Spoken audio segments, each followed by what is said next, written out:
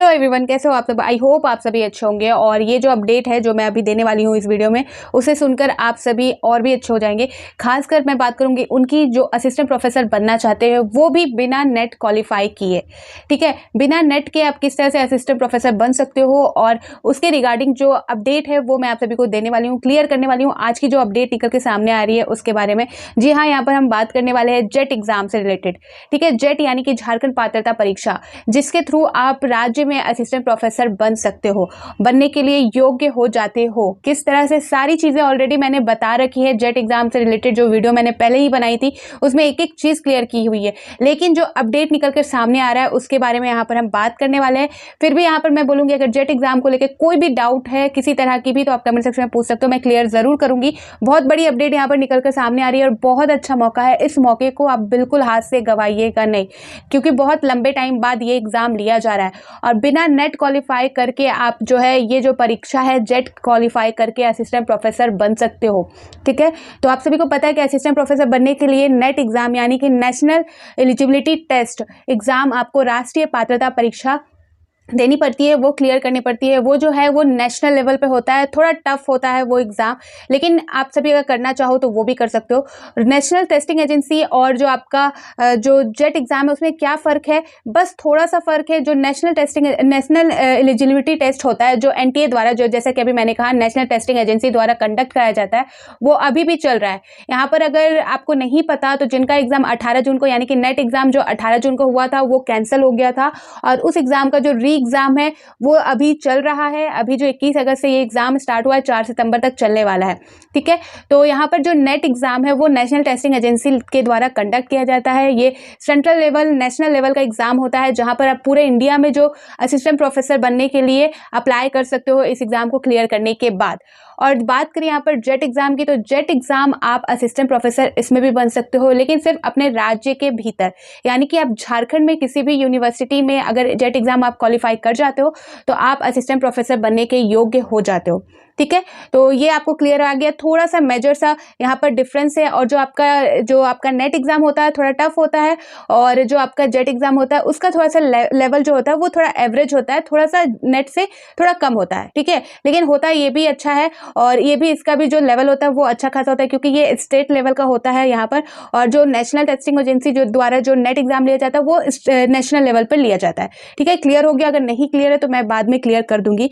यहाँ पर जो अपडेट निकल के सामने आ रही है वो मैं क्लियर करने वाली हूँ। आप सभी को पता है चंपई सोरेन जी सर का जो अभी कार्यकाल चल रहा था उस दौरान ये अपडेट आई थी। ये 7 मार्च की अपडेट थी, जहां पर बताया गया था कि आपका जो नेट एग्जाम है, सॉरी, जो आपका जेट एग्जाम है वो उसके लिए जो है जल्द ही अपडेट देखने को मिलेगा। एग्जाम की बात कहे तो यहाँ पर उन्होंने बताया था कि मई जून में जो है यहाँ पर संभव हो सकता है परीक्षा लेने का।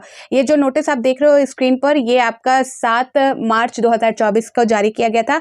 तो जिसमें बताया गया था, उस टाइम चंपई सोरेन सर की जो सरकार थी, तो उस टाइम जो है बताया गया था कि जो परीक्षा है वो जेपीएससी द्वारा कंडक्ट कराई जाएगी, नेट के पैटर्न में होगा। ठीक है, नेट के पैटर्न में कैसे होगा सारी चीजें क्लियर करेंगे, यहाँ पर आपको कुछ भी डाउट नहीं होगा।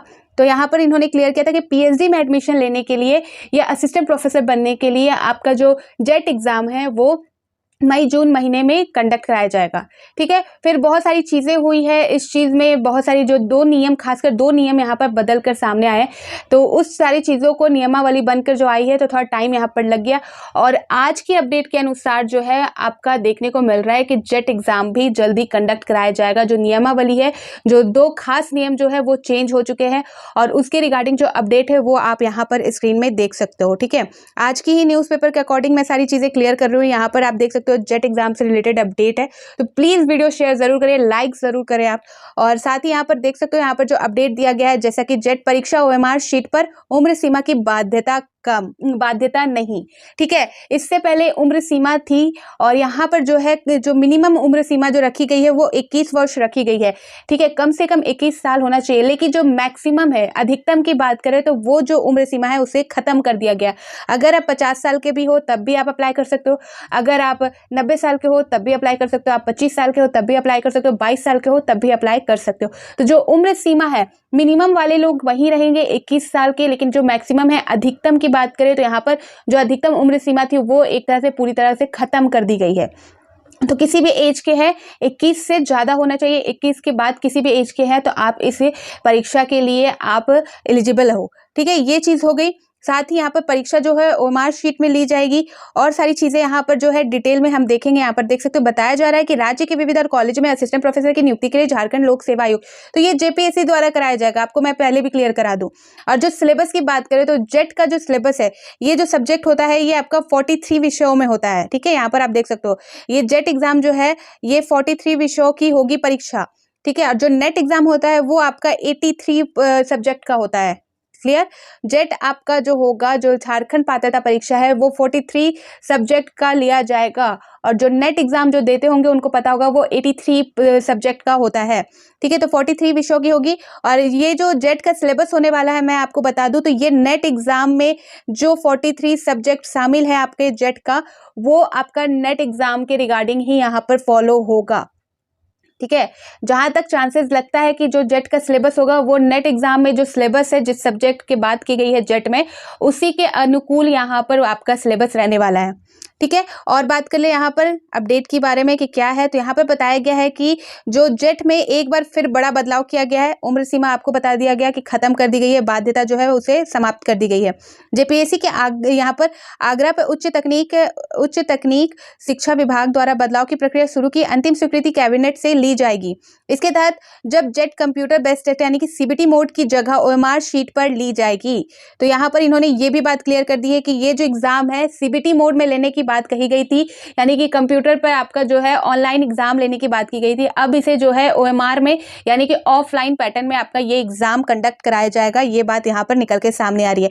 ऐसा यहाँ पर देख सकते हैं, ऐसा झारखंड के भौगोलिक दृष्टिकोण, ठीक है, दृष्टिकोण दूर दराज में कमजोर नेटवर्क और अन्य असुविधाओं को ध्यान में रखते हुए किया जा रहा है। तो ये बात सही है। नेट जैसे एग्जाम है यानी कि जो नेशनल लेवल एग्जाम हो रहे हैं उसमें भी ये बाध्यता देखने को मिल सकती है। तो ये तो स्टेट लेवल का एग्जाम है, यहाँ पर हो सकते हैं नेटवर्क के प्रॉब्लम हो सकते हैं। इस वजह से इसको रीजन बताया गया है कि नेटवर्क की प्रॉब्लम की वजह से और दूर दराज जो कमजोर नेटवर्क है, यहाँ पर असुविधाएं जो है उनको देखते हुए यहाँ पर ओएमआर शीट में लिया जाएगा, ऑफलाइन एग्जाम यहाँ पर लिया जाएगा। इसके अलावा राष्ट्रीय पात्रता यानी कि नेट के तर्ज पर ही झारखंड पात्रता परीक्षा में अभ्यर्थियों की उम्र सीमा को बाध्यता को समाप्त किया जा रहा है। तो यहाँ पर जो बात है आप सभी को बता दूं कि जो नेट एग्जाम होता है, जो राष्ट्रीय पात्रता परीक्षा, उसमें कोई भी उम्र सीमा नहीं है। ठीक है, कोई भी असिस्टेंट प्रोफेसर के लिए, जेआरएफ के लिए है आपका 30-31 साल का वहां पर है उम्र सीमा, लेकिन जो आपका जेट एग्जाम है उसमें भी उम्र सीमा थी, उसे भी अब समाप्त कर दिया गया है नेट की तरह। नेट में भी कोई असिस्टेंट प्रोफेसर के लिए उम्र सीमा नहीं है और जेट में भी जो बाध्यता थी उसे अब समाप्त कर दिया गया। ये बात इन्होंने क्लियर कर दी है। ठीक है, और यहाँ पर मैं बोलूंगी अगर आपको नेट एग्जाम से रिलेटेड भी कुछ अपडेट चाहिए, उसके बारे में भी कुछ जानना है तो आप कमेंट सेक्शन में जरूर बताइएगा, वो भी मैं क्लियर कर दूंगी आप सभी को। यहाँ पर आगे देख सकते हो, आगे बताया जा रहा है कि जो आपका जो नियमावली में जो दो बदलाव हुए, जो एक तो आपका उम्र सीमा में बदलाव, मार्कशीट में अब लिया जाएगा एग्जाम, ये हो गया आपका क्लियर। इसमें आगे बताया जा रहा है कि इसके बाद ये तो एग्जाम हो गया आपकी योग्यता के आधार पर आपका जो, इसके बाद जो राज्य यानी कि झारखंड में यहाँ देख सकते हो 2404 असिस्टेंट प्रोफेसर की बहाली होने वाली है। देखिए यहाँ पर इन्होंने क्लियर कर दिया है, यहाँ पर जो जेट एग्जाम के बारे में भी बताया, साथ ही ये भी बताया कि उसके बाद जो है 2404 असिस्टेंट प्रोफेसर की नियुक्ति का मार्ग प्रशस्त हो जाएगा, यानी कि जो रास्ता है वो क्लियर हो जाएगा आप सभी का। जेट के बाद क्वालिफाई कर जाओगे तो आप आराम से असिस्टेंट प्रोफेसर के लिए अप्लाई कर सकते हो। उम्र सीमा के मामले में वर्तमान में नियमावली में उल्लेख किया गया है कि जेट के लिए आर्थिक अभ्यर्थी की आयु अधियाचना वर्ष की 1 अगस्त को 21 वर्ष से कम नहीं होनी चाहिए। साथ ही अभ्यर्थी की अधिकतम आयु राज्य सरकार यानी कार्मिक प्रशासन सुधार राज्य भाषा विभाग द्वारा समय समय पर निर्धारित आरक्षण कोटि आयु की सीमानुसार। तो ये जो है अभी की नियमावली में ये अभी रूल जारी किया गया है। जेट एग्जाम से रिलेटेड भी जो नई नियमावली बनकर आई थी वो भी मैंने क्लियर किया है। कमेंट सेक्शन में आप जरूर बताइएगा आपको नहीं पता तो, और इसकी जो लिंक है मैं प्रोवाइड कर दूंगी डिस्क्रिप्शन में। साथ ही यहाँ पर जो अभी की नियमावली के अनुसार जो है उम्र सीमा जो है रखी गई है, लेकिन जो यहाँ पर है उसकी बाध्यता को समाप्त कर दिया गया है। 43 विषयों में आपका जेट एग्जाम होने वाला है। और सब्जेक्ट से रिलेटेड आप सभी को अपडेट चाहिए, किस तरह से आप सिलेबस देख सकते हो, आपका कौन सा सब्जेक्ट है, आप कौन सब्जेक्ट से जेट एग्जाम दोगे, आप कमेंट सेक्शन में जरूर बताइएगा। जितने ज़्यादा कमेंट होंगे उसके अनुरूप मैं आप सभी के लिए वीडियो ला दूंगी और सिलेबस पे भी बात करूंगी, किस तरह से आप अपना सिलेबस जो नेट के अकॉर्डिंग यहाँ पर बताई जा रही है उसकी तैयारी आप अभी से ही शुरू कर दो। ठीक है, अभी से ही आप जेट एग्जाम की तैयारी शुरू कर दो। सिलेबस कहाँ से प्रोवाइड किया जाएगा, नेट के तर्ज में जिस तरह से बोला जा रहा है, तो मैं आपका जो नेट का सिलेबस है वो आपके सब्जेक्ट के अनुरूप क्लियर कर दूंगी।